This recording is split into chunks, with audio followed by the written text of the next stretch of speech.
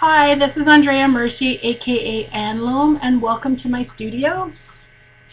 Yesterday I posted a video on the transfer technique, and at the end of that video I said that my next video was going to be about how to make three-dimensional paint, and unfortunately I lied because this video isn't about that. A couple of other things have come up and I just wanted to do these videos first. So the first thing I wanted to say was when I was editing my transfer technique video, I noticed that I was using mediums a lot in it, and I wanted to clarify that because the word medium itself can mean so many different things. It's a size of clothing, it's a person who reads tea leaves or tarot cards, it can be used in context with art as I'm working in the medium of pottery or oil paints or watercolor, and it can also mean an additive that you add to, in my case, acrylic paint that changes the consistency or the texture of the paint.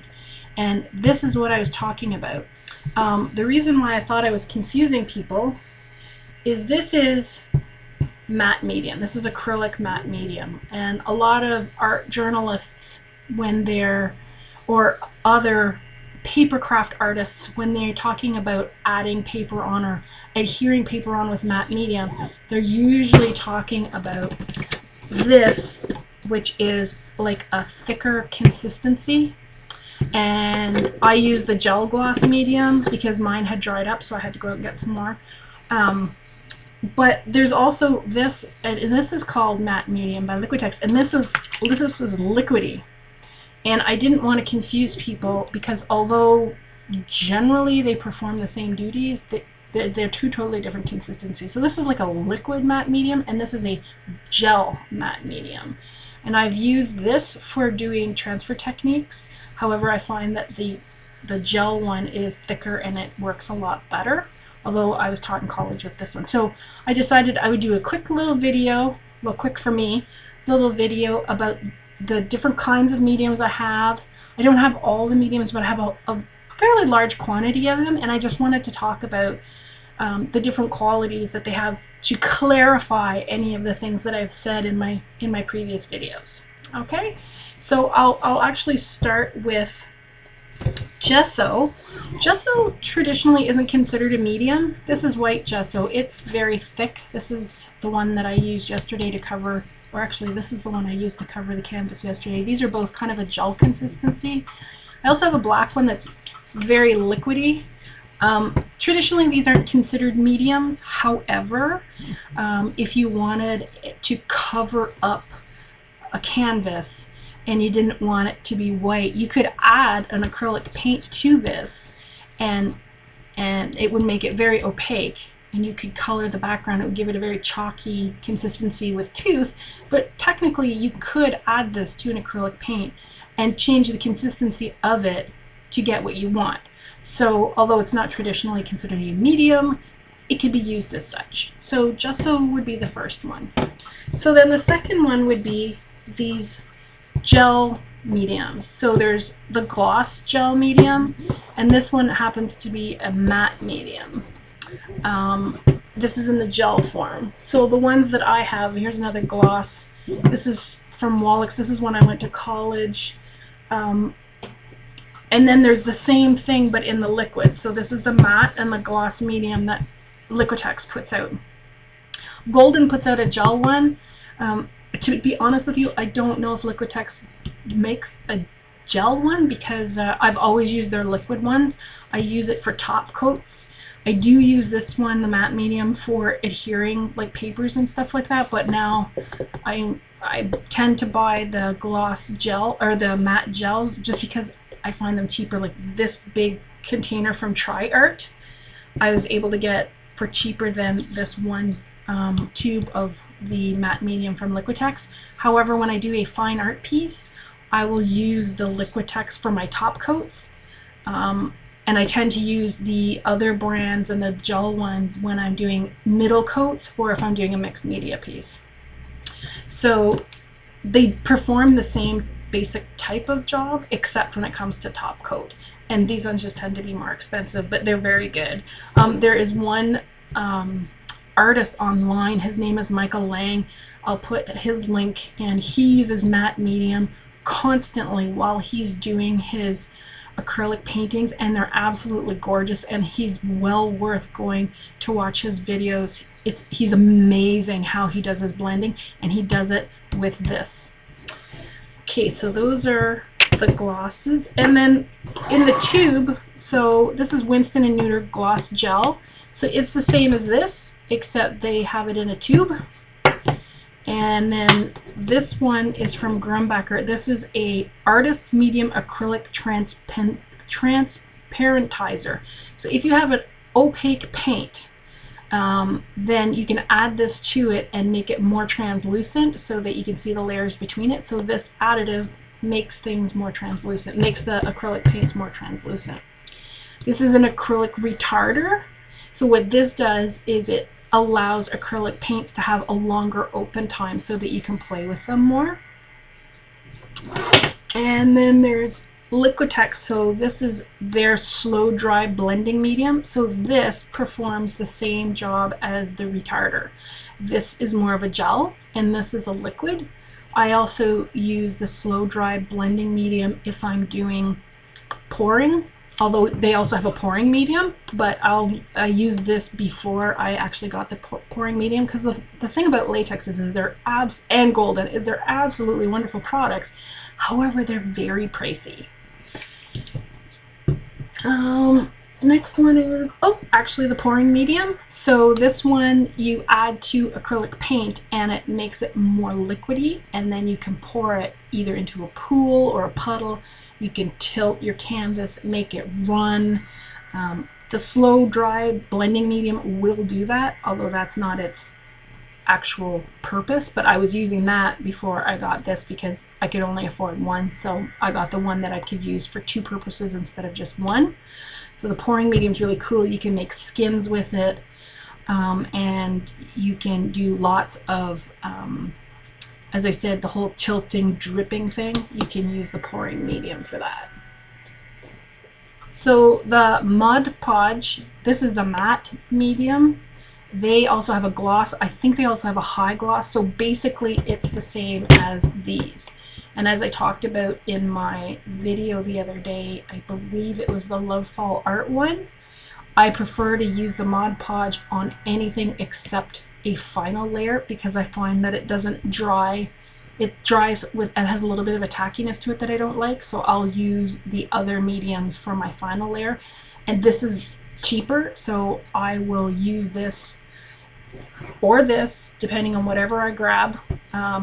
I would suspect that once I've used up this bottle of Mod Podge, which I bought for a specific trip to Maryland, I would probably not buy it again. I would probably just continue with the art quality ones that I've been using since I went to college. Then we have, so the gloss polymer. This I used in college. So what they gave me is they gave me a gel gloss medium, and then they gave me the gloss polymer medium. This is pretty much the same as this, except this is the student grade and it's a little bit thicker, so it's not as, this one's very liquidy and this one is just a tad more liquidy than this. This is more of a gel.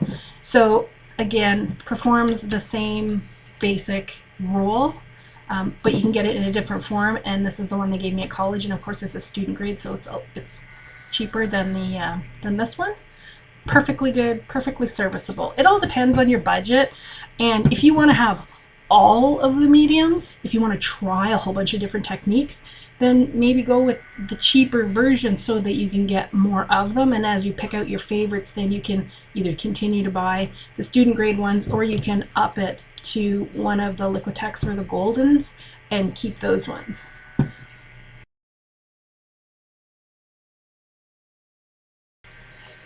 Hi, I'm just cutting in on this video because when I was editing I realized I forgot some important pieces of information when I was talking about this gel medium and the polymer medium. So acrylic paint is color that is put into an acrylic base. Basically this gloss or matte medium gel is the base. So this is almost like a clear acrylic paint, if that makes sense. This is without color. So if you add this to your acrylic paint, if you cut your acrylic paint with it, it will extend the amount that you have. So if you put a blob of paint out like that, and then you put out a blob of paint of the medium out at the same, and you mix them together, now you have a blob of paint that's this size. So you're extending the amount of paint that you have without jeopardizing the integrity of the acrylic base. So you can use this to help you have more paint while you're coloring. This, because it's more liquidy, if you cut your acrylic paint with it, it will help you change the consistency of it to be more liquidy without doing it with water. Water, especially if you use more than 40 or 50% water, actually can disturb the integrity of the acrylic base of your paint, which means it could flake off or it might not stick as well as it would. So although you can use water to thin it a little bit, if you are trying to severely cut your paint to get it a more liquid consistency, I would recommend that you use the polymer to do it with the addition of a little bit of water instead of just water, because if you water down the base of the acrylic paint too much, you lose the integrity of it. That's it. I just wanted to add that in. Back to your video.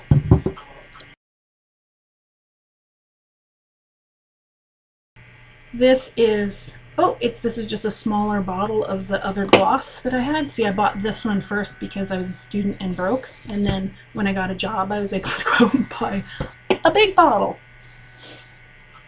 Michael's, the Artist Loft paints, they also have come up with a few mediums. This one is called Coarse Texture Gel, and so this one you can add to your paints. Oh, I haven't even opened it yet. I'm gonna have to try that out. And it puts grit into your paint, which is just a different way of adding texture. This is the same as something like this. So this is Liquitex, and this is the glass bead medium. So it literally has little glass beads in the medium. It's really hard to see, but it's kind of gritty. And the medium part dries clear, so I added color to it, and then when it dries clear if you add no acrylic paint, and if you add acrylic paint it will dry the color of the paint that you've added, and it'll have the glass beads in it. So glass beads. I also have the string gel one, which is really cool. It allows you to do string effects with it. That's really cool. And this one is white opaque flakes. So it's the same thing. It's a gel medium, and I know you can't see this because I have a really crappy camera. My wonderful IT husband has ordered me a new webcam, and it'll be here next week. So only a few more videos that aren't of the highest quality. However, this has little plastic pieces of white flakes in it. So if you added a color to it, like yellow, the medium would dry yellow, but the white opaque flakes would stay white. So you would have white flakes in whatever color you added, or you could add it with no color and the medium would dry clear and you would just have white flakes. So again, just for texture and effects. And then this one here is natural sand. So it literally has sand in it. And when it dries it gets a very grainy context. I know they also have one that's like a volcano pumice, and they have one that has an iridescence in it. Liquitex has a ton of these little containers that have all sorts of mediums. I bought some as a Christmas gift to myself a few years ago when I was in college.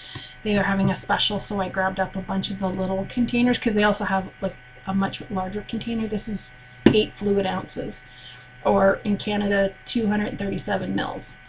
So you could go to an art supply store, and probably if they carried Liquitex as one of their main brands, or even Golden has the exact same types of mediums as well. They have a plethora of different kinds of mediums that you can add for texture and stuff like that.